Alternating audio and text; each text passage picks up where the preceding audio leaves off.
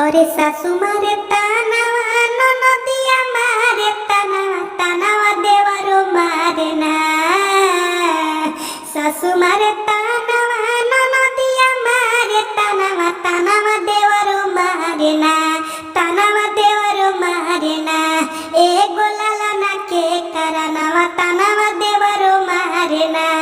एगो होरिला के करनवा तानवा देवरो मारे ना। ससुर कहेले घर से भागी जो बझिनिया। भसुर कहेले मुँह देखई है जनी नैनिया। ससुर कहेले घर से भागी जो बझिनिया। भसुर कहेले मुँह देखई है जनी नगिनिया।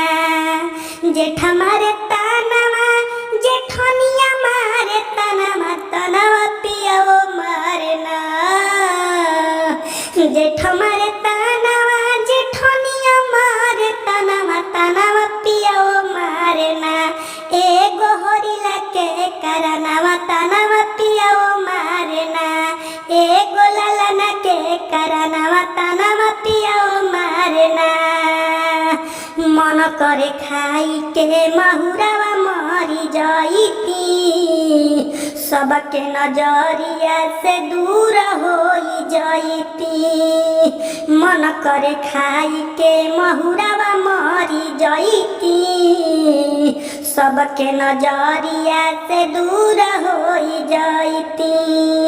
भाई मारे तनवा भौजइयो मारे तनवा तनवा गौआ मारे ना। भाई मारे तनवा भौजइयो मारे तनवा तनवा गौआ मारे ना। एगो होरिला के करनवा तनवा गौआ मारे ना। एगो लालना के करनवा तनवा गौआ मारे ना। नमस्कार प्रणाम दोस्तों, आप लोग कैसे हैं? उम्मीद करता हूँ अच्छे होंगे। दोस्तों ये गाना आप लोग को कैसा लगा? जो गाना हम अभी लेकर आए हैं तो प्लीज़ हमको बताइए और कमेंट बॉक्स में कमेंट करिए।